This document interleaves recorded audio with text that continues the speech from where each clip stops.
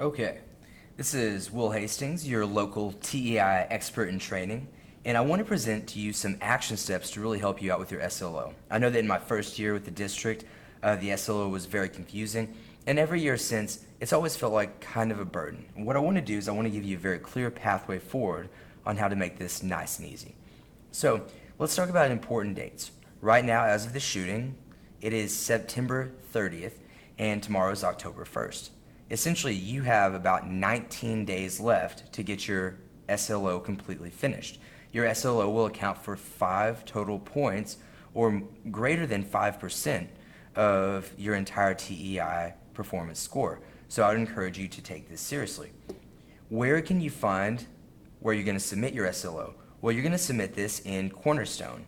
So here's Cornerstone, and down here in the bottom left is where you're going to find this My Performance Review task, and you'll click this in order to submit. I would submit this before October 19th because if there are any mistakes or your appraiser thinks that you did something wrong, they can reject it and send it back to you and you can have that conversation. Don't put your appraiser in a situation where they're overloaded with these at the very end and they might have to rush through. Okay, here's a sample of my SLO, and it's a lot. So what I want to do is I want to break it down piece by piece with all of the things that you need to have in your SLO for you to get a 2. And I cannot stress this enough.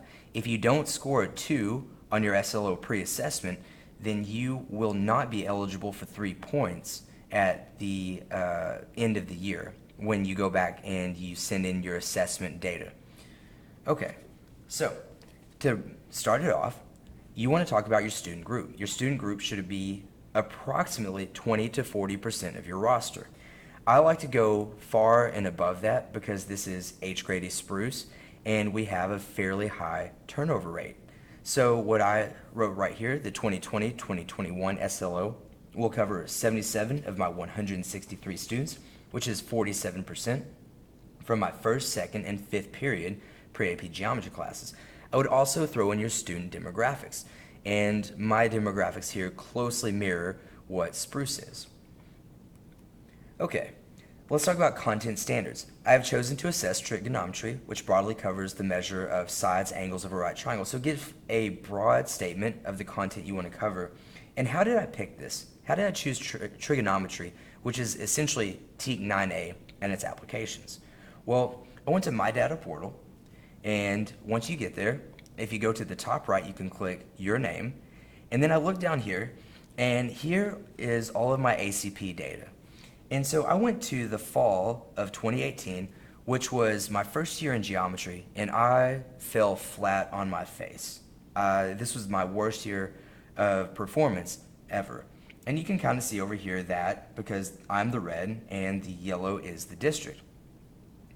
So I chose TEAC 9A, and TEAC 9A, I had 24% of my students answer these questions correctly. And the district was also at a very meager 42%. So I felt like this would be a pretty excellent standard for me to address. Now, one thing you're going to have to show is that this is aligned with the appropriate level of cognitive demand. And so I also included my start date here. You need to have the dates with which you'll assess. The SLO start date is from October 5th, 2020 through May 28th, 2021, and will include 10 questions ranging in difficulty from ACP level to SAT level standards.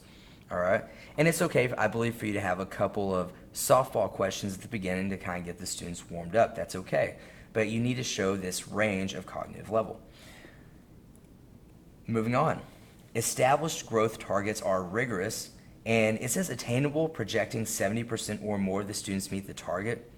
Well, if you want to get 3 points in the spring, you actually have to have 90% of your students meet the target that you set. So one of the teachers here a few years ago actually created this tiered system, which I really want to share with you. So we'll do it like this. Student achievement will be tiered. Students scoring a 0 to a 30 initially will demonstrate a 30% or greater growth. So look, if a student gets a 10, and then in the fall, and then they get a 40 in the spring, that student has succeeded. They've hit the growth goal that I've set for them. And to say that if a student got a 30 in the fall, I can get them up to a 60 in the spring, that's A, that's a 100% improvement, and B, I think that's a fairly reasonable growth target. If they score 40 to 60, they will demonstrate a 20% growth. So look, if they already know 60% of the material when you give it to them, getting them up an extra 20% doesn't seem to be unreasonable. Of course, students scoring a 70 to 90% will demonstrate a 10% growth, and I even included this year students scoring a 100% will be excluded, just in case you have some sort of fluke anomaly. I actually had a girl guess her way to a 90% in my second year here at Spruce. Okay, so here's going to be, I believe, one of the last things, the alignment statement. All right, needs to show that the SLO is tied to the success of the team, department, or school. So I've chosen this standard because the last time it was tested in 2018, only 24% of H-grade Spruce students were able to master this TEK. Those were my numbers, and they were very similar to the school-wide department, versus 42% of the district. Achieving a 35% department-wide improvement, so we could go from 24% to, oh, I'm no math major, like 59%, would push us towards our department goal of 60% passing for the pre-AP geometry team.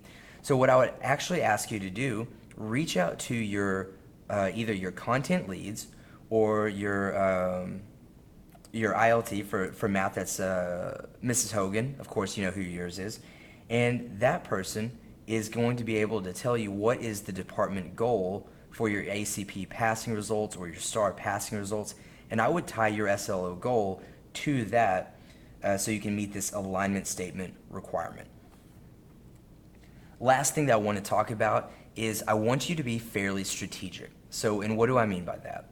If you are a STAR tested subject, you should probably pick something that you're going to teach in the first semester that you can endlessly recycle into your lessons, you know, through the back half of the first semester, through the second semester, so that when your students get ready to take this test, they're going to have seen it, innumerable times, and they're going to be very successful. Now, if you teach an ACP test where you have semester tests, I would encourage you to pick something in the second semester. You don't want to pick something in the first semester and then be reviewing for your second semester ACP and then literally have to stop for a day or for a day and a half to go review old content from semester one. That wouldn't make sense, and that's going to put you at a disadvantage. So once again, if you teach an ACP tested subject, I would pick a topic from semester two. Here's my final thing, and I did clear this with TEI. I called them up, I was like, hey, can I do this? And they were like, yes, sir. So if you give your students 4 answer choices for their SLO, they have a 25% chance of answering the right question every single time. That's going to really skew your data. So what I did this year is I upped it from 4 to 6, and I think that's like, it drops it down from a 25% chance to something like a 14% chance. I don't know, let's see, 6 times 14, 60 plus 24. Oh, it's going to be closer to like 17%. But it'll drop them down to a 17% chance of getting it right. Okay, so this would be one little tip or trick that I'm going to try this year. And if you're feeling bold, I would try it yourself. Guys, I hope that this has really helped make the whole SLO project for you a little bit easier to wrap your head around or give you some nice, easy action steps. So here's the last thing I want to do. Give me 1 second. Okay, now for y'all, it's been about 1 second. For me, it's been about like a minute, but here we go.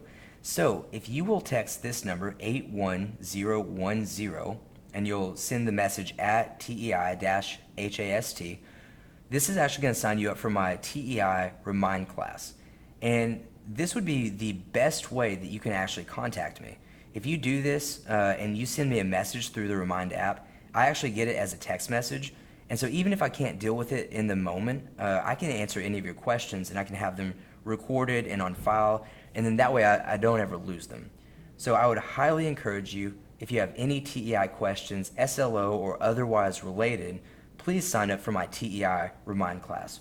One other note, On October 8th, there's going to be a special application process for Proficient 1 teachers who have not been DTR eligible up to this point.